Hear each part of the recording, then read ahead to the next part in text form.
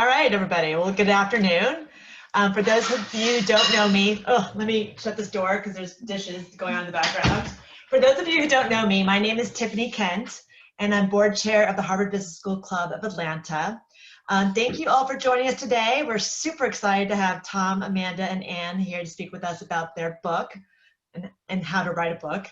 But before we begin, I would like to thank our club sponsors. Iberian Bank, JB Consulting, ZenStar, Arcadia Associates, Brian Cave, and Hennessy Porsche. What made me particularly excited about having you all three here speak today is that I actually just wrote a book, and it's coming out November 3rd. But because I'm not published yet, I'm not part of this panel. But just so you guys can just so I can do a shameless plug, the name of the book is called Investing for the Smarter Sex, Wealth Building Tips and Strategies for sophisticated women know, but Wall Street won't tell you. It's basically how you can be your own portfolio manager and wealth manager.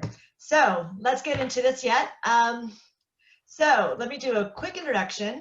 Tom has written 6 books, which has sold over 100,000 copies.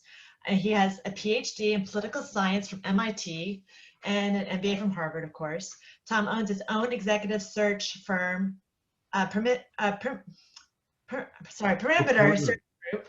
Amanda Santelli is the author of Agility Advantage and Fearless Growth and is president of her own strategy consulting firm. Amanda graduated from Vanderbilt and also has an MBA from Harvard. And Ann Jones is the author of The Case Method, Miracle, and spent 10 years in corporate America in positions of strategy and finance. And she graduated from Georgia Tech with a full ride as a track star. And she also has an MBA from Harvard. But without further ado, let me hand it over to Tom. Great. Thanks very much, Tiffany. Everyone has a book in them. Benjamin Disraeli, the British Prime Minister, used to say, if I want to read a book, I'll write one. Even if you guys didn't work in the Trump administration and wanted to write a tell-all, you can still write a bestseller. So, and you'd be in great company because there are 2,000 books released every day. That's almost 1 million books a year. And we have 2 great authors with us and myself, Amanda Santelli, and they're going to give a further introduction, whose most recent book is Fearless Growth, and Ann Jones, who wrote The Case Method, Miracle. And you've promised, Ann, not to cold call on anybody during this session, right? So, and myself, who wrote Trump's second term, what if President Donald Trump had been reelected in 2020? And it's one of the alternative histories. Now, my view of a great webinar is that it either makes you think about something that you hadn't thought of before, or it provides you with some practical information. So hopefully this webinar is going to get you started on your new book.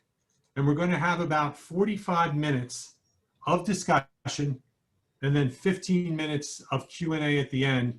And so if you've got any Q&A, just put in your question, and the last 15 minutes we will answer any questions.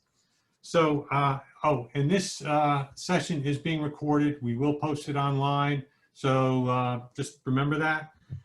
Let's start with Amanda.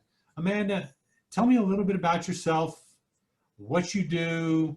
Tell me about how your writing fits into what you do, and then why did you write the book? Amanda. Good question. So my expertise is strategic agility. I work with big, successful companies who are seeing a lot of market change come at them and need to be able to move in a fast and agile way to capitalize on those changes.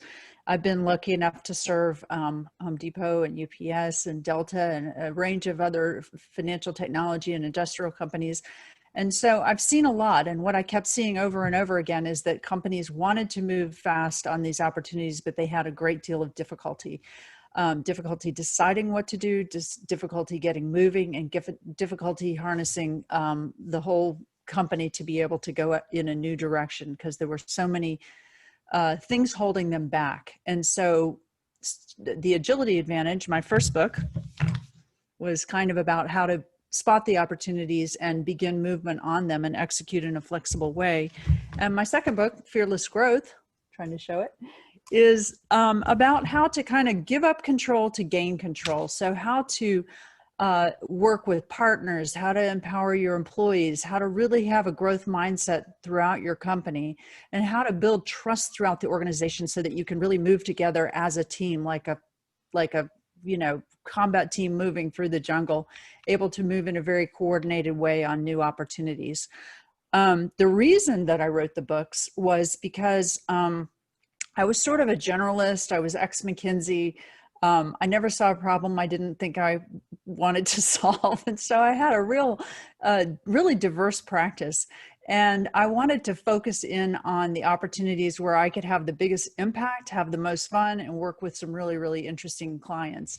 And so I wrote the books really just to show this is how I think, this is the kind of problems I like to work on. If you like these, come hire me. If this doesn't appeal to me, then we don't need to talk. So it kind of saved time and drew the kind of clientele that I really love working with toward me. So that's all worked out well. Great. Anne. Well, I grew up in Finland and I came to America and secured a full track scholarship to Georgia Tech, and I did engineering. And I graduated from HBS 97. So I've been out for quite some time. And then after some 10 years in corporate America, I got married and I chose to become a full-time mom and a wife. We have 3 children. And currently I work part-time when needed at my husband's surgery business. And I'm super involved with scouting. This is a big thing in our lives. I've been a Cub Scout den leader for the last 5 years for my youngest child, Jupiter, who was also the inspiration for my book. And since my book was published about a year ago, I've been doing a lot of presentations and now webinars to spread the word about the idea. And my book is about how to use the case method, our HBS case method, in a simplified framework with children. The children become confident decision makers and thoughtful problem solvers. The case method works just like it worked with us, a miracle. Now, why did I write the book? Well, I had to, because nobody had written about this before. I had to go to the internet to figure it out. There was nothing about it. Nobody had explained how to use this world-renowned case method in our most important job, parenting. But now you have to remember that initially I didn't set out to write a book. I set out to be the best mom. And in that process, I came up with this idea to use the case method because everything was so overwhelming and confusing, just like it was at HBS when I first started. So I connected those 2 ideas. And when I started doing this with my son, I saw firsthand that it still worked like a miracle. And so I realized that my case stories, short 1-minute stories, they kept the power of the case method, and yet they were super simple. My friends at the playground started telling me, you gotta write a book. And my husband was really pushing this. So I said, is this one of these treasures that was left on the side of the road and nobody thought to explain it? And I asked myself, what good is a hidden treasure? So I decided I need to write about it. And that's how I came about the book.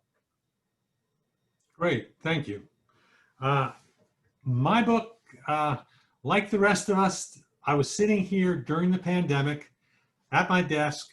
I decided that 6 hours of TV was probably not the best use of my time. So in February, I was watching the show, The Plot Against America, which is an alternative history series. I think it was on Netflix or Amazon Prime. And it was about what would happen if Roosevelt had lost the election. And I thought, you know, what happens if Trump actually wins the election in 2020? And so I decided to write a book at that point. And the question was, why did I write the book? Well, in the past, I've written 6 other books. I had actually made some decent money writing, and I figured, hey, this had a chance, given that there were, Trump was really hot, this would be an opportunity to make money. What I do in my spare time is I'm an executive recruiter, and I figured that with 30 million people unemployed, chances of making money doing executive recruiting were slim and none. So therefore, I decided to write the book. And it's perfect if, you know, you got time during the pandemic. It's something that you two can do. So let me move on to the next question, which I think gets really into the nuts and bolts of writing, which is, what was your process of writing the book, both creatively and operationally? You know, how did you come up with the idea? Did you write every day? Did you write every other day? Did you set aside time? Did you do it on a computer? Did you do it longhand? How did you do it? Let's start with Amanda. Yeah, Tom, can you take that PowerPoint slide down so we are facing I don't. There we go. Okay, great. Perfect. Yeah. Yeah. So well, first of all, if you want a commercial publisher, which is very nice to have, you need to write a proposal first, or at least for nonfiction, I did. And the proposal gives an outline of the chapters, what the main idea is, who your target audience is, what the competition, how you're going to market it, and all kinds of things like that. And that really forces you to clarify your ideas and clarify how you're going to tell this story. So that is a major forcing process. It took me a few years to really figure out what on earth I wanted to write about. So the process of kind of mulling this over and finally getting the idea for the first book of The Agility Advantage did take a while. And thankfully, my clients and colleagues contributed a lot to my thought process during that time. Once you have the commercial publisher, they give you a deadline. So then I knew that in 6 months I needed to finish the thing. I said, okay, there's 10 chapters. I'm going to divide, you know, the next, whatever week, 24 weeks into 10 chapters. So I need to spend every other weekend writing a chapter. And so I would sit down at my desk early on Saturday morning, and I often did not get up from my desk until 9 p.m. Did the same thing on Sunday. My goal was to finish the chapter by Sunday night. But of course, you know, it didn't really seem quite right when I woke up in the morning on Monday. So I'd have to rework some things and move them around. So 3 days per chapter, I could get it pretty close. And then I had an editor to help me to just make sure that it all made sense, read it over. Does anything need to be moved around? Did you forget anything? And things like that. So that's the basic process that I used. Great. Anne, what process did you use? Did you use a similar process of time schedules, et cetera, et cetera? Tell me about your process. I think my process was a lot more organic and flying by the seat of the pants. Because I guess my idea was more, I had to share this. This was powerful. Nobody has pushed it out there. I got to do this. How can I get it out there effectively? And the book was the how to do it. And so I spent months just thinking and planning. What is the objective of this book? To get the word out there. And then would it be more my story and examples, or an instruction manual, or some kind of a hybrid? I actually met my agent a few months into the process, and he loved the idea. He thought this is super powerful, and he wanted to come alongside with me. And he confirmed what the book should be about and helped me outline the chapters and the order and the content and the flow. So I did all that before I started writing. And then what I realized that it was very different to write about something than to talk about it. I had been teaching my friends at the playground how to share these stories. And then I had been telling my son these short stories. We were cuddling on the sofa and I would share these stories. But now putting it on paper was a whole different process. And to help me move forward, I created structure to this creative process. For example, something similar to Amanda, I set a goal, and my goal was simply one normal size typed up page a day, and I kept to it. I know that many writers do this. And then I had my husband who would read it that night and give feedback. He was my accountability partner. And then when I would have a chapter done, I would spend the next day going over it to make sure it flows. Operationally, I wrote during the school days. My youngest child was in kindergarten. So from 9 to 1, about 4 hours, I had quiet time. And then once I decided to go alone with Amazon to publish it, instead of even using my agent, a whole new process I was responsible for. I had to do the formatting and the uploading the manuscript to their specifications. And it took a little bit of learning. So it took me some time to go from having the manuscript ready to put it all together. And then the cover was a whole another story. I actually saw some examples of what the current trends in parenting book covers look like, and I didn't like them. And I didn't want to go with what some other people were suggesting. So I actually did that on my own too. PowerPoint, believe it or not. And I shopped it with friends that I knew. And then I ended up with what I ended up. And very interesting, fun idea. This was the best part of the process. I took different kinds of cover ideas that I had, and I took photos of them and overlaid them on an Amazon listing of parenting books. And then I just watched, you know, what stands out, what looks something that I would like to say, hey, what's that all about? And it really, really helped. So that was my creative and operational process in a nutshell. Good, good. My first book, I just graduated from business school and was working for an ad agency and account work, and decided, hey, I needed to make more money. So I said, what do I really know about? And it was business school. So therefore, my first book was The Insider's Guide to the Top 10 Business Schools.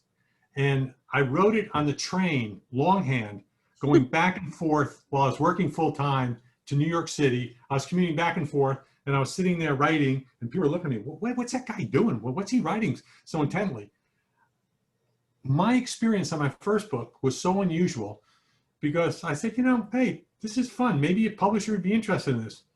So I sent out one letter to a publisher, Little Brown, and 3 days later, I got an offer from Little Brown to publish my book. And I said, man, this is so easy. Why don't I send it to other publishers? So I sent it to 2 other publishers. I got 3 offers, negotiated it, and my book came out probably a year and a half later, and it was a fabulous experience. And for the past 20 years, I've been trying to capture that lightning in the bottle again.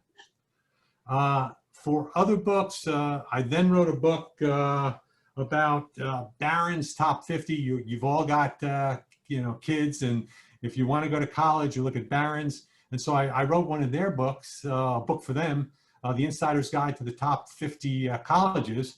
And what was interesting was I first decided to self-publish this, and this was like 15 years ago. I self-published it and had a basement full of books that I never sold, 9,000 books. And, we were the largest supplier of Tom Fischgrund's Barron's top of the Insider's Guide to the Top 25 Colleges. So then what I did was sold to Barron's. Barron's went through 3 editions, sold 50 to 100,000 copies, worked out great. And then I said, for my next book, what I wanted to do was I wanted to get an agent. So I had a friend who was a business school classmate, said, hey, you want to look at these persons. So I sent a proposal like you did, Amanda. I wrote up a 5-page proposal, sent it to 5 agents, and the agent that I liked was a woman. And when I told her I'd sent it to 5 other agents, she said, I don't do bake-offs. I'm not going to represent you. And I said, fine, you're not going to represent me. I'll go with somebody else. She said, but you've got an interesting idea. So she eventually liked my idea. My book was 1,600 SAT perfect score. The secrets to raise your SAT score. It was a study of people who had scored 1,600 on the SATs, and she held an auction. And we ended up going with Random House. They paid us, excuse me, went up with HarperCollins. They ended up paying us bestseller money. It was a great experience. What you do when you go with a major publisher is you write the manuscript, you hand it to them. They do the cover design, they do the editing, they do the publicity. It's really easy. Then I ended up doing a 10-city media tour, and then ended up, after my 10-city media tour, was on the Today Show. So that was a great experience with my last book. This book, you know, I decided in February I was going to get a book, and I knew if I was going to write about Trump, it had to get out this year. So the way I did this book was interesting because it was unlike any of the other books. I sat down in my computer. I used voice recognition software. Wow. And I just dictated my book into the computer. And when when I wanted to, how many people were at the inauguration for the first inauguration, I went to the computer, I Googled it. And in 3 months, I had a 280-page book that was ready to go. So I went to my agent, I went to Random House, and Random House said, hey, that sounds like a really interesting idea, but we can get the book out. We're now looking for spring of 2022. So if you go with a major publisher, you're looking at a year, 18 months to 2-year timeline from the time that you present it to them, the time you go out on your own. Given that, what I decided to do was self-publish. And once you self-publish, then you're into a total different realm, because there are 3 parts of self-publishing. There's the writing part of it. There is the publishing part of it, which is what you talked about. Anne talks of getting a cover design, getting the formatting it, uploading it to Amazon. And then there's the publicity part of it. The first part of it, writing, went well, 3 months. The second part, I talked with a lot of different people, figured out how much it would cost, and we'll get into that a little bit later. But then decided I'd self-publish it, and it worked out great. I got some resources that I highly recommend, reasonably priced. And then the third part of it, the publicity part of it, actually selling your book. Because the reason I was writing books was to make money. It wasn't to help a business like you, Amanda. It wasn't because I had this great idea that my idea would help change the world, because there's Mary Trump, there's John Bolton. Those people are already changing the world. Mine was kind of dystopian fiction, and I wanted to get the book out there, so I self-published it. So that kind of is a good lead-in to my next thing. Talk to me, Amanda, did you go through a major publisher? Did you self-publish? Did you use an agent, or did you go through it on your own? Amanda. I used an agent for my first book, did not for the second, and I will for the third. I used commercial publishers for both of the books, and I would do that again. I loved the kind of Cadillac process of somebody else deciding the cover design, somebody else doing the editing in terms of, oh, you've put this example in, but you forgot to say this and such, or just making sure that I tied everything in a bow. They make sure that you get permission from the people that you're quoting. They make sure it makes sense. They were really useful in that respect. And I guess that since I was writing about business, I needed to be fairly careful. So I was super thankful for everything that they did. And they get it into bookstores, and they help you with publicity. So I really enjoyed having a commercial publisher. You guys have talked about self-publishing. That's super interesting, and it's a much faster route to market. But my second publisher did get my book out within a year. So they were faster. So, commercial publishers can be a little bit faster. What else was I going to say? Agent. Did you use why did you use an agent on your first book and not on your second? I didn't know anything that I was doing on the first one. And so they're like, they hold your hand. They don't cost that much because they just take 15% or something. So it was well worth it from that respect. The second time, somebody introduced me to Career Press. I liked them. I went with them. It was, I just decided to just send my proposal directly to publishers. I actually just had a meeting yesterday with another agent who I just really liked, and I perceive her to be a good thought partner with me.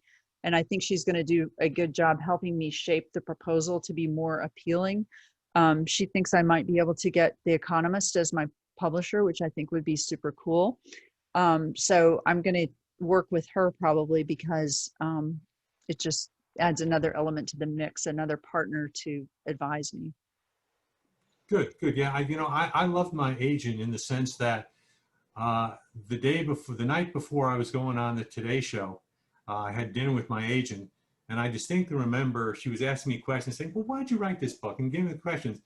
And then I give an answer, and she kept saying, "That's horrible. No, you're too thin. It's not interesting." I'm going, "Oh my God. Well, thank you. Before I talk with 5 million people, that's great." So, but agents are good, and I'll get in a little too. And to talk to me about, did you self-publish or go through a major publisher? And talk to me about agent or no agent. Okay, I started out with an agent and a major publisher. He was with Random House, but I ended up going alone. Why? Well, I had an agent when I was writing the book, and that was all good. But then the next 2 years, when we were going back and forth, when I was ready, my agent was not. And when he was ready, I was not. And the bottom line was that I wanted to have complete ownership of the product and the process. So this was a passion for me. I wanted it to be a certain way. So the question that I asked myself was, who did I want to control that process? The big publisher or me? Remember that I was still a mom and a wife first. So I didn't want to be bounced around by somebody else. And also my personality, I have no patience with bureaucracies, and I did not want to ruin this beautiful process that I was having such a good time with my son, with countless approvals and checks and whatever else. And I also wanted to have the final say on the style, the cover, and the case story examples. For example, one of the big no-nos was do not put your own picture on the cover if you're not a famous person. Well, it was the perfect cover picture. It had this triangular dimensions, and it communicated what I wanted to communicate, the bonding with the child that takes place as you share these kinds of stories. Also, the case story examples that I had in the book were precious. These were stories I had shared with my son. They were stories that my friends had shared with me. So I wanted these case story examples to stay the way they were. I wanted the reader to be able to read them and say, hey, I can do that. That's easy, instead of, wow, I can never tell stories like that. I did not want them to be prettied up. And this is what these outsiders wanted to do. Guess who did the final checks on the case stories? Jupiter. Yes, my 9-year-old son. I paid him $150, and he just wanted to make sure that they were exactly the way that mommy, you told them. So the kid who was the guinea pig did the final edits, and he made sure that they were just like I told them to him. And it was wonderful. So then there was the marketing, of course. And I guess since Tom did his first books and today, a lot of things have changed. The publishing industry has just topsy-turvy, upside down. And I actually ordered Harvard Business School cases to understand this industry.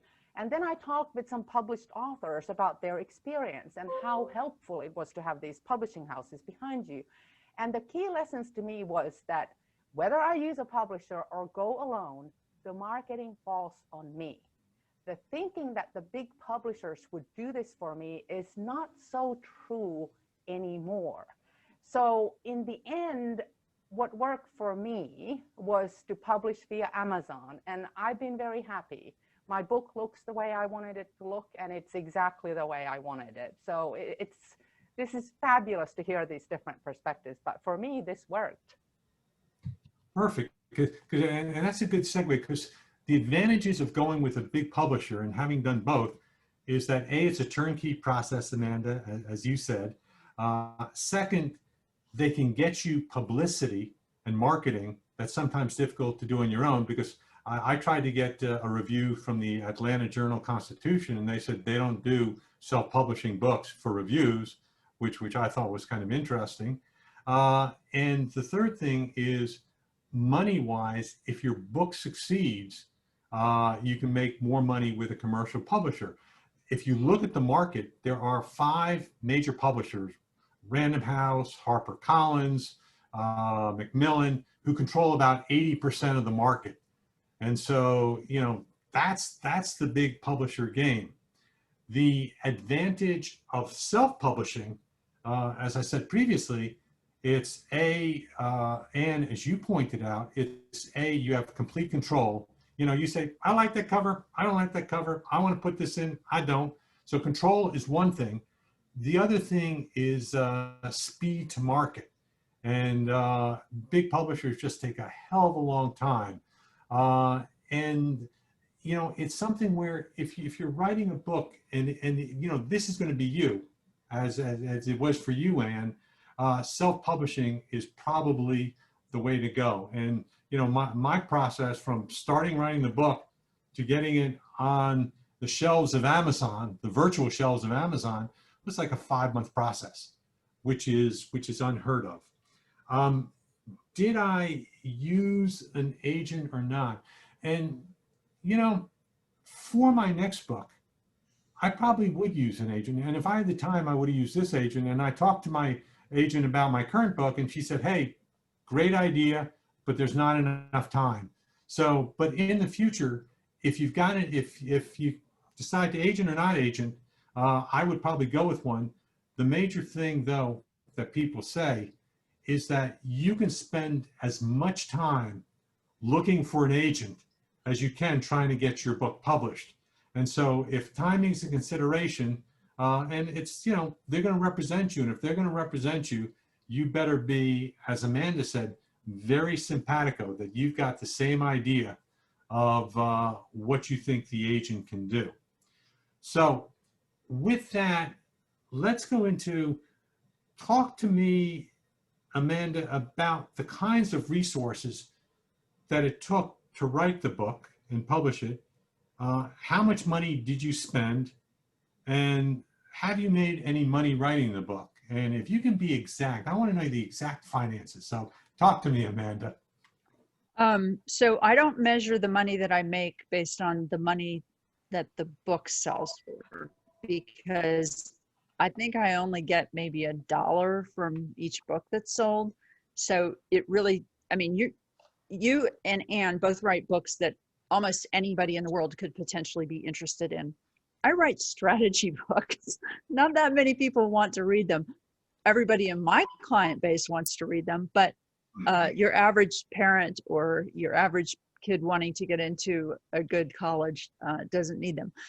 So the money that I make from writing books really comes from getting better, bigger, more frequent consulting assignments, and it easily pays for itself. That said, you can easily spend tens of thousands of dollars just on getting people to help you with stuff, people to help you with PR, people to help you with editing. So that was kind of the route that I did. I didn't mind spending that money because my passion is to be with clients every day and to be learning new things and to be out in the market. And every minute that my editor might have spent, you know, messing around with how does this, you know, paragraph fit in here or whatever, that was time that I could spend out talking to clients and getting even more interesting case studies and, you know, asking them what they thought about this idea that I was putting in the book. So I was out there like a human researcher talking to people, which is what I love doing. So I was happy to be able to invest in getting help with other parts, more mundane parts of the process. Good. Anne, what about you? What kind of resources did you pour into your book? And have you made any money? Well, this is interesting, very different approach that I had. And I think it has to do with the kind of book like Amanda was referring to. The resources was really my time, opportunity cost, really. And the same for my husband, who evaluated every single word that I wrote. And then the friends who were native English speakers, not like me, a Finnish one. And my husband, he's not a writer or a Harvard Business School graduate. He's a Stanford surgeon, but he is an incredible reader, voracious reader who knows me and my style.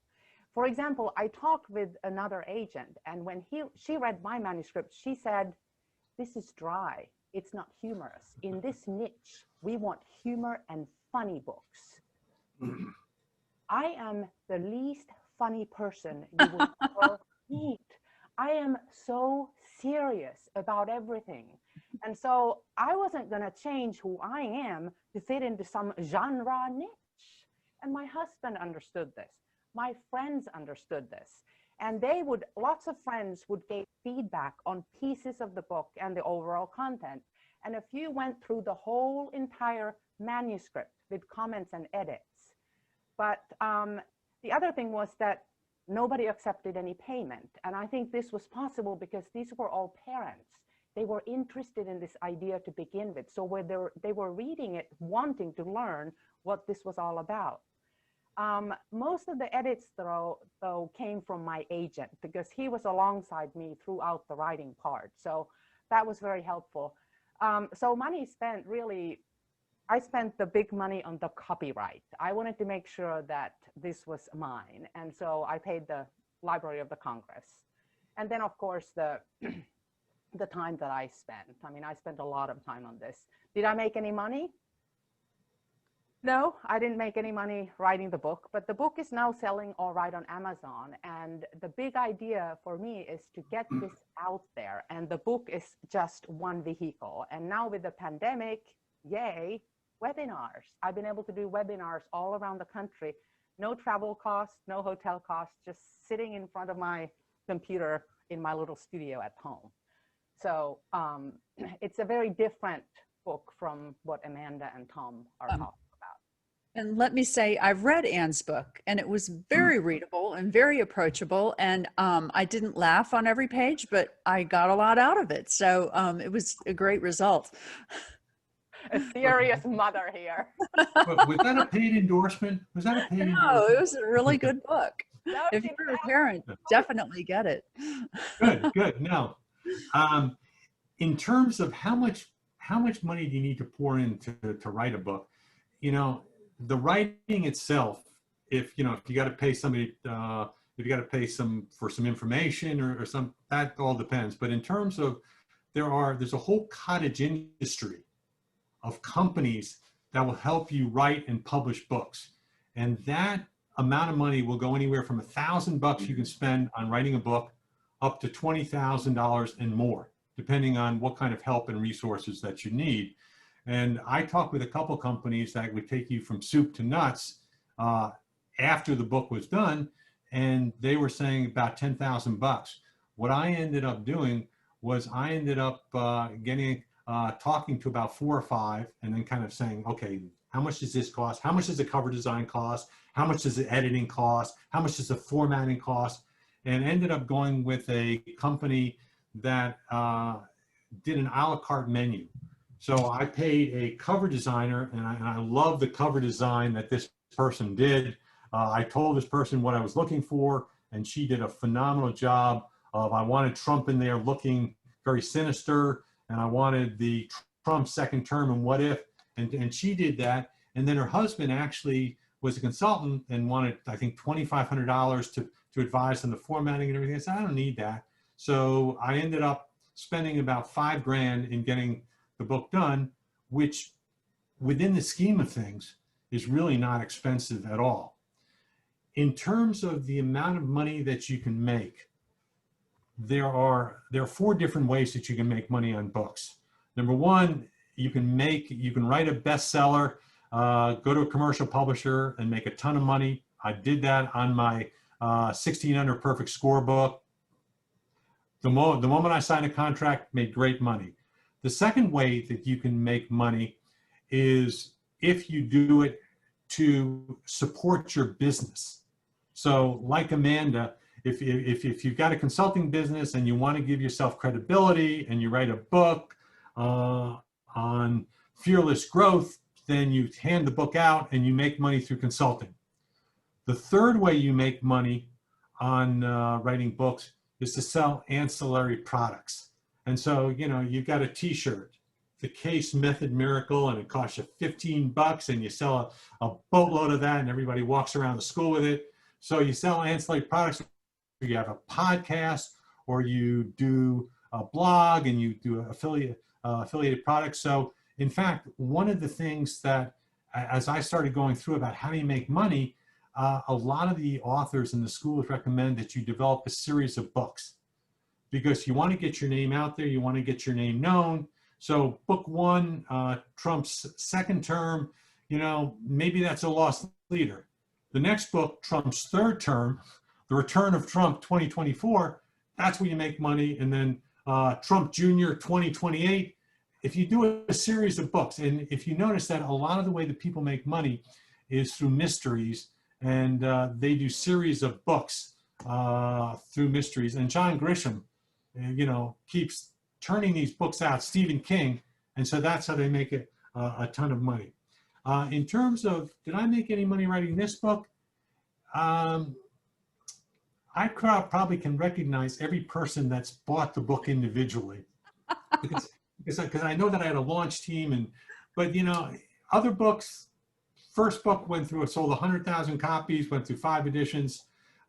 Second book on Barron's went through 3 editions, sold 50,000.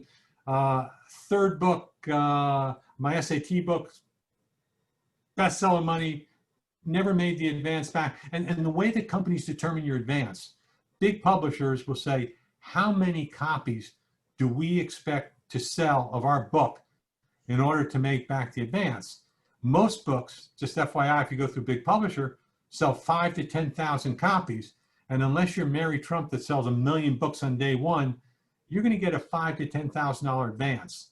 The beauty of an agent is that hopefully an agent can say, hey, this is going to be a bestseller, let's do it. Self-publishing is the fourth way. And I think that's a little bit of, you know, how many people actually make money. You can make a lot of money self-publishing. I know that Amanda, you said that you make about $1 a book going through a publisher.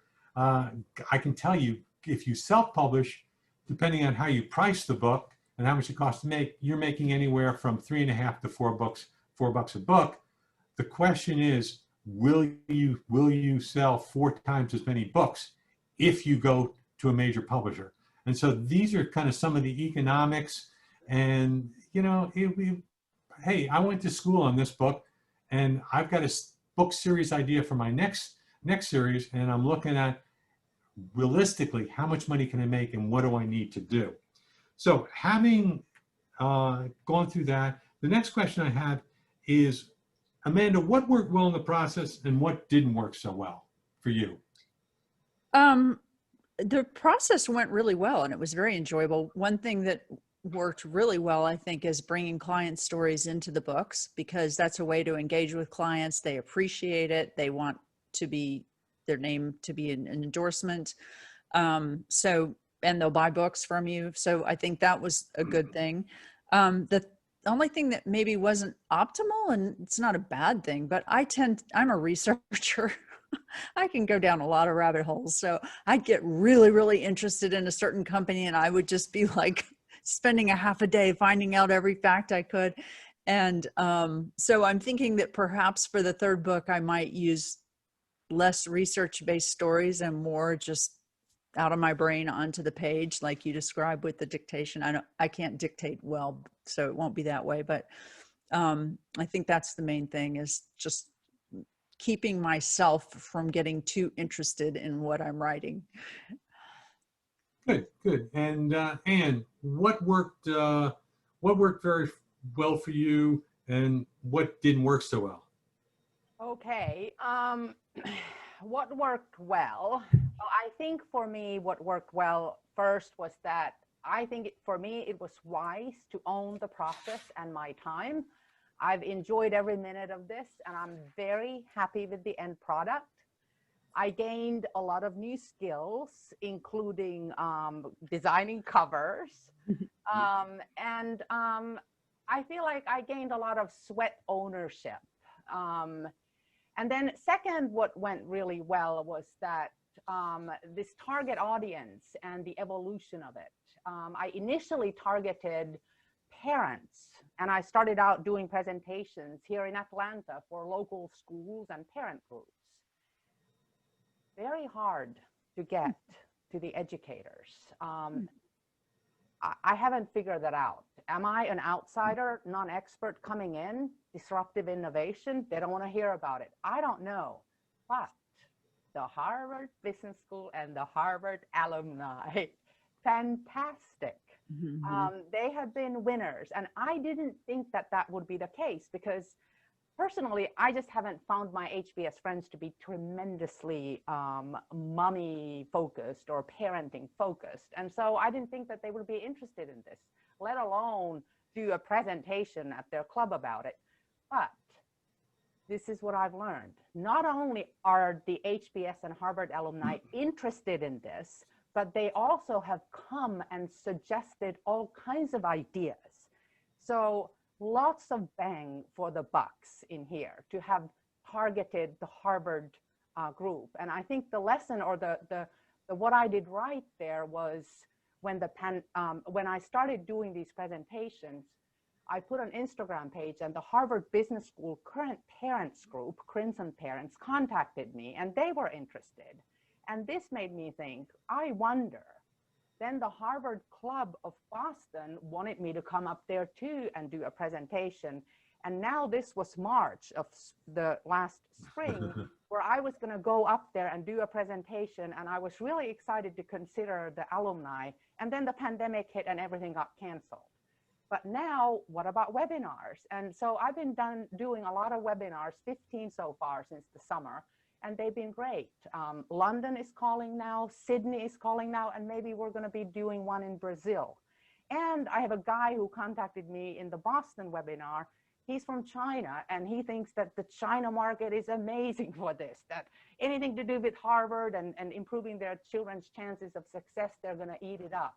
So he's put together this whole business plan, how to get out there. I would have never gotten to this point without tapping onto the alumni. Just, I guess, didn't plan to do it, but it was a great, great thing. So that has worked really well for me. And what didn't work so well? The initial targeting of the educators and thinking that I would reach parents through the educators. The biggest money I spent was to go to this early childhood education conference last year. Nothing came out of it. So lots of bucks, but no bang whatsoever. I felt like people looked at me like, what are you doing here? Who are you? So that didn't work. And then the other thing that hasn't worked so well for me is social media. And I think the problem is me. I've been told to post and do this, put it out there, and I do. But what I don't do is spend time on there commenting, posting. I'm getting better at it, but it's just hard to do. And I'm thinking to overcome this, maybe I'll have to hire some young student who could do it for me because I think it comes naturally for them. I find that social media is very tough too. And, you know, that's not, you know, probably 40, 50 years ago, before the internet, I would have been great. But now, yeah. If any of the listeners have any questions, you know, please post questions to the Q&A if you have any questions. I see one question about what attributes to look for in an agent. Right, and let me just answer the last question, and then we'll go to that. Okay. And what worked well in the process? You know, for me, it was a very smooth process. The book just came out. I mean, you know, I was surprised that with very limited research and other things, it came out very well. And the other thing that worked well in the process is as Anna said, is working with my family. My kids read my book and made comments. My wife read it, she made comments. I had a couple friends. And so, you know, that's what I used as my sounding board. And what didn't work as well gets back to what Ann said you know, the strategies that you use to promote books, I think there are two primary strategies. One is publicity, which is free. And what I did was I bought a couple lists and I sent out press releases to 1,000 people, and then I send them out again. And then I had a press release sent out to 3,000 people, and with very limited response. I mean, it just didn't get a lot of response. What they recommend, what the experts recommend, is that you discount your book. There was something about, you know, spending 3 months and thousands of dollars on a book and then selling it, giving it away for free, or selling it for 99 cents. I said, is this really what I want to do? And so that was something that I had that didn't work as well. But, you know, it's not over yet. I think that, you know, if a year from now we're having this discussion, or maybe in January, if the book still doesn't sell, then I chalk it off to a learning experience as opposed to a financial rewarding experience. But I think that's the only thing that couldn't have worked well. But you know, writing books over time has been very rewarding financially. It's been very rewarding emotionally, because I've got a lot of people, a lot of my friends at B School that you know, are running, oh yeah, I just closed $1 billion deal. I'm CEO of this, CEO of that. I said, well, you know, when I was on the Today Show talking with Ann Curry and Katie Couric, this is what we talked about. So, you know, there is something rewarding about that. So with that, yeah, let's take some Q&As. There is Amanda, what attributes did you look for in an agent? I think somebody who gets the idea and has good connections, that you like the other books that they have published. So any agent will have a list of books on their website of what they've published. And if those look like something that you would like to read, that's a good sign. One other thing I wanted to say, because Ann posted on LinkedIn today something about that writing helps clarify your thinking. And I think that's a benefit that we haven't brought out yet, which is when you write the book, suddenly your head gets a lot clearer about what you are passionate about, what you think, and you become a clearer communicator, a better consultant, a better mom, whatever it is that you're doing. I think it helps you be better at. Yeah, I think it's interesting. There is a Finnish saying, kirjoittaminen jalostaa mielen ja ajattelemisen. And the actual word is not clarify, but make it more noble, rise it to a higher level. And I definitely went through that process, because like I said, I was doing it, explaining it, and then all of a sudden writing it just really had to force you to think through it, structure it, and ennoble it. A noble thinker of case method miracle. And what attributes, when you picked your agent, what was important to you? He actually picked me, and it was the idea. The idea he thought was just brilliant, that this was something new, something nobody had done before. So he loved the idea. I think it was also important that he liked the style of my writing. Like I mentioned, this other agent that I contacted did not. And I think you have to be very comfortable that they believe in you, your writing style, and what you're writing about. You know, my favorite agent would be Jerry Maguire. Show me the money. Show me the money. I want to know that this agent is going to go out there and is going to take no prisoners. And I've had 2 agents in my writing career, and I've liked both of them, and both of them are really nice people, and both of them have made me money. So for me, that's the attribute. And, you know, part of it is, you know, you sit down and you have a talk, and you want to make sure that they are simpatico with you. They understand the idea, and they believe in it as much as you believe in it, that this is a big idea that can sell. If you had it to do over again, Amanda, what would you do differently? I think I've already said that I might do less research, more just based on my judgment and my relationships with clients and what I'm seeing and hearing out there. More up to the minute. Well, I mean, my work is about fast changing markets.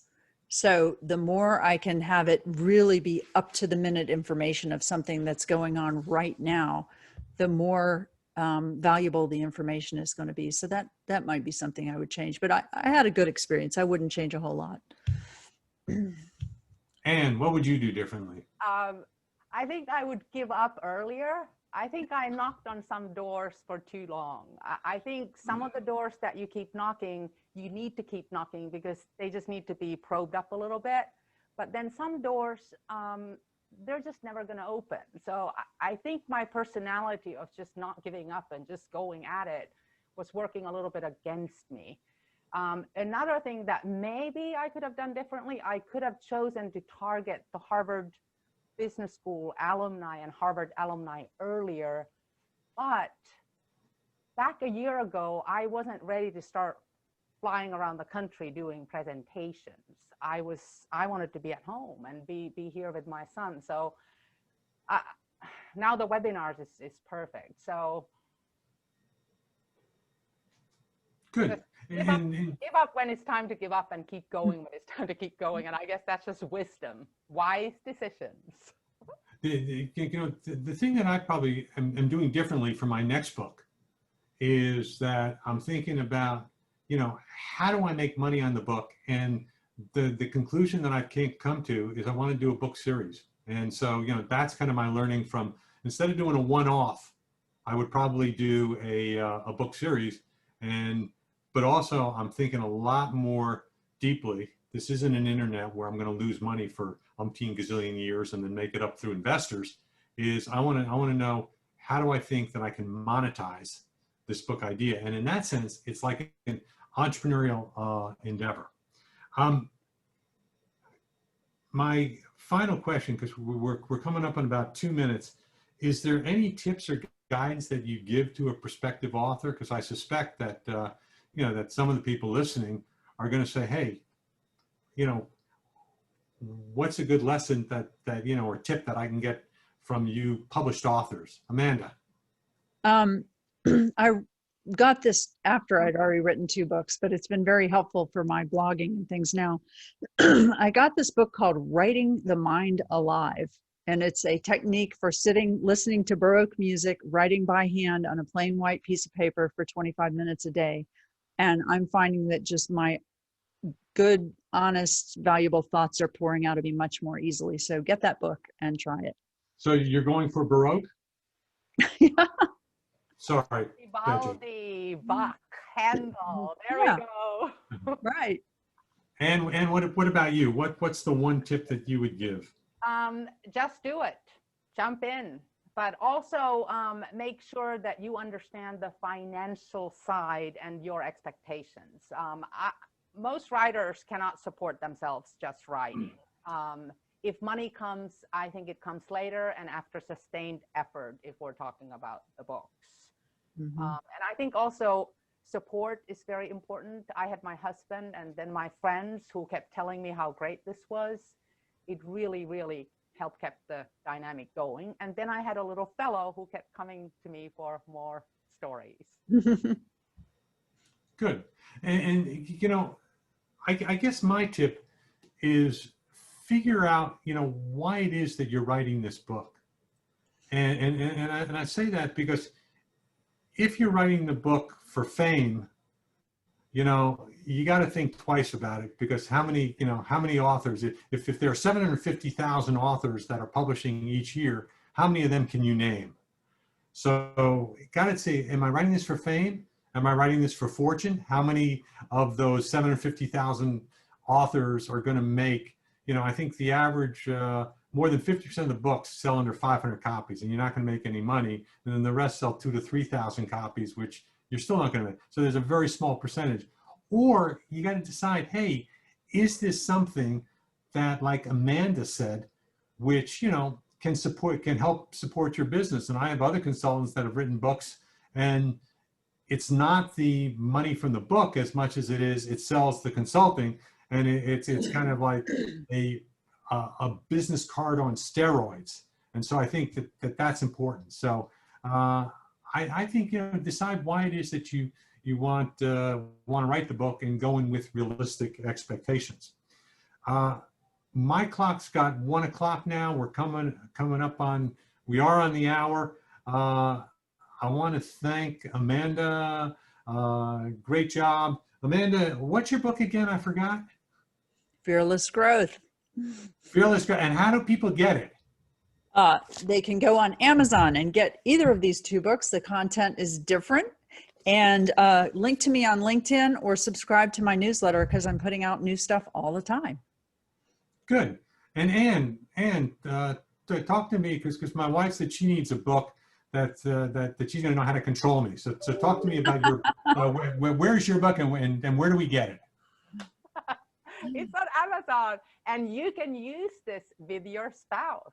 Can you imagine if my husband came to me and related a story about another woman doing something that I know he doesn't like me doing? I don't want to hear another story, but it sure can be used. The HBS Club of California, Southern California lady, she's got a company that is working with elderly with Alzheimer's, and she was wanting to figure out how to use this to help them remember the processes that they have to go through every day. That's your next book, Anne. Seriously, that would sell. And you would get a whole nother cohort of HBS people that are a little bit older. Yeah. And Ivanka Trump, our next president for Tom. Great. Yes. Well, it's I'm thinking about my next book. And my book again, it's on Amazon. It's Trump's second term. There are a few books with that title, but there's only one book by Tom Fischgrund in that. So go to Amazon. You can either get an ebook or you can get a paperback. Hey guys, really appreciate all your time, and hopefully people enjoyed it as much as I did. Thanks very much. Thank you. Take care. Bye-bye.